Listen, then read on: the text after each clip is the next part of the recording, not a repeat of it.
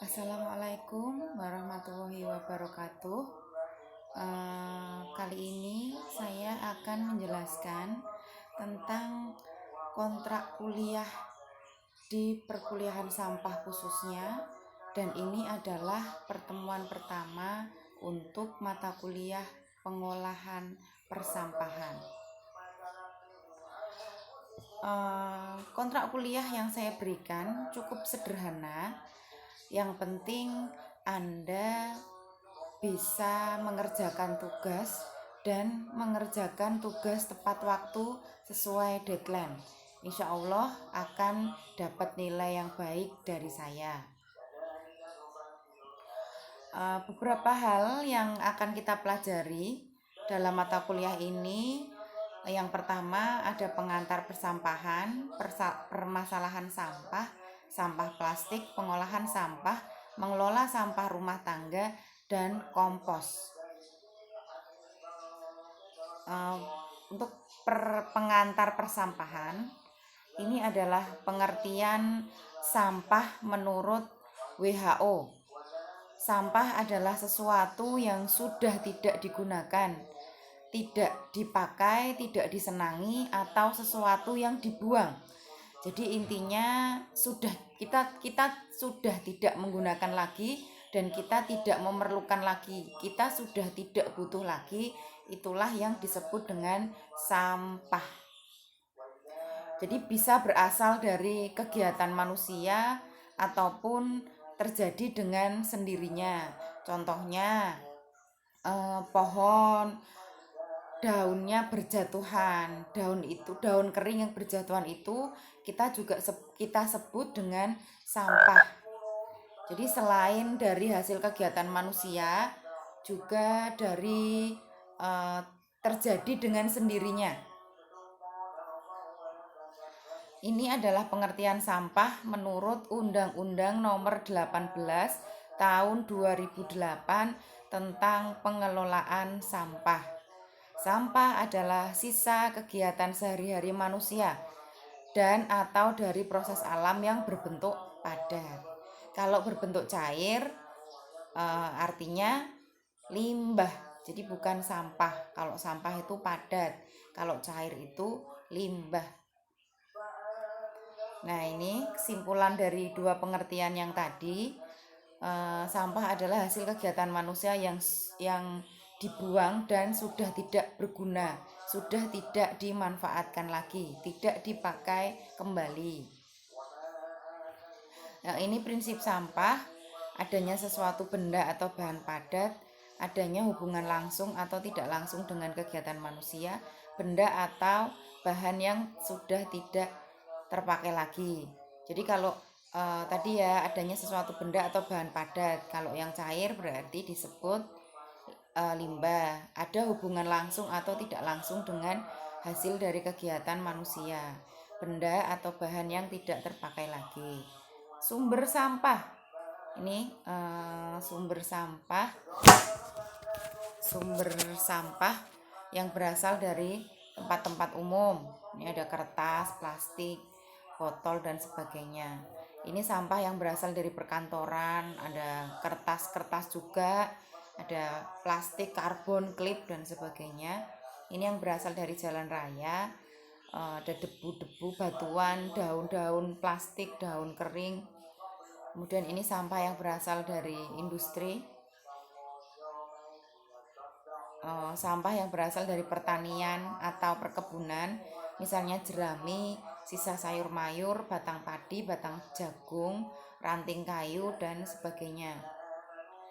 Jenis sampah, ada sampah padat, sampah cair, sampah alam, sampah manusia, dan sampah gas. Ini sampah padat, ada sampah anorganik dan sampah organik. Semua sudah tahu ya, sampah anorganik itu yang tidak dapat membusuk, dan sampah organik adalah sampah yang dapat membusuk. Ini nanti ada kaitannya dengan materi saya yang terakhir tentang kompos ya. Kompos terbentuk dari, saya singgung sedikit, kompos itu terbentuk dari sampah-sampah organik. Ini berdasarkan dapat dan tidaknya dibakar, ada sampah yang sudah dibakar dan sampah yang tidak dapat dibakar. Ini ada karakteristik sampah, ada garbage, rubbish, ada assess, ada street cleaning, dead animals, nanti bisa dibaca. Selanjutnya sampah cair. Sampah cair, sampah hitam atau sampah cair yang dihasilkan dari toilet dan industri. Sampah ini mengandung patogen yang berbahaya. Sampah rumah tangga, sampah cair yang dihasilkan dari dapur, kamar mandi, dan tempat cucian.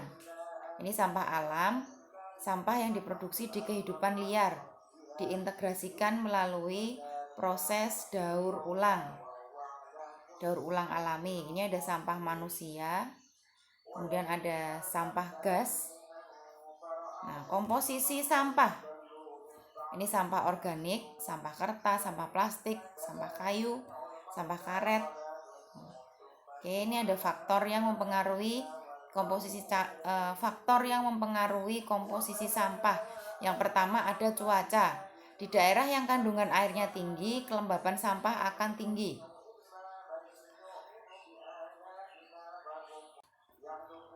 Contoh untuk yang pertama, cuaca.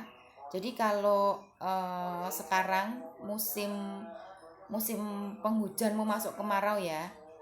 Nah, kita anggap saja ini kita mau masuk ke musim kemarau. Di musim kemarau, kelembapan sampah akan berbeda dengan saat musim hujan atau saat musim dingin. Jadi kalau musim kemarau, sampah lebih cepat kering dibanding dengan saat musim hujan.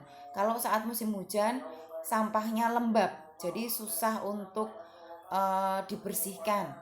Nah, ini salah satu faktor yang mempengaruhi komposisi sampah. Jadi kemungkinan saat musim hujan datang atau saat musim dingin, sampah akan lebih banyak dibanding dengan saat musim kemarau dan akan lebih berbau, akan sangat mengganggu karena tadi kelembapannya tinggi dibanding saat musim kemarau. Yang kedua, ada frekuensi pengumpulan.